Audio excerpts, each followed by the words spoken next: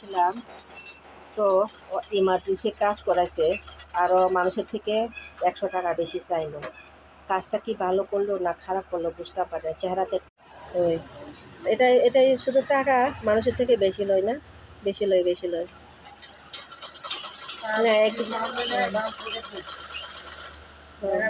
না এমনি কাজ খুব সুন্দর করে, যেমন নিজে সুন্দর তেমনই কাজও সুন্দর। আর যদি মন মিলে একটু পান খাওয়াইলে টাকাটা কমাইয়া দেয়। শুধু পানের একটা নেশা আছে। হ্যাঁ, ওইটাও খাই, এটাও খাই। আরো কমে না। দেখছেন বন্ধু, দেখেন তাইনে কিতা কিতা খাই সব কয়া লাইতেছে। আর পান খাওয়াইলে 10 টাকা কমাইব, আর বাকিটা খাওয়াইলে তো আরও কমবো মাগনা। বসে বসে রাস্তার দেখছি মানুষ কত বিজি না, জীবনের সবাই কাজ নিয়ে আছে আর যাওয়ার সময় কাজ শেষ করে চলে যায়। বাংলার যে নায়িকা আছে না, ছোট বউয়ের যে মেজ বৌদি, এটা হলো এই দিদি। সবরি বাইখা তাক খালাইছে না লামা খেমে আঁকা বেখানে চোল টোল নাচ রাই এমনি ডাইরেক্ট লাইয়া পড়ছে।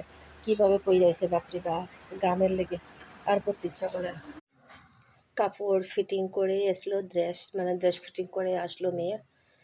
এখন এসে বার্তা বসিয়ে মার গেলে এখন একটু বসেছি, তারপরে স্নান করব।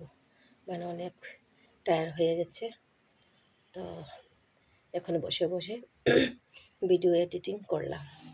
দিদিভাইয়ের সাথে একটু ঢং করলাম। এটা অনেক পুরনো দিদি, আর আজকে 12 বছর ধরে ওনার সাথে এত হাসি মজাক চলে আমাদের না আমার।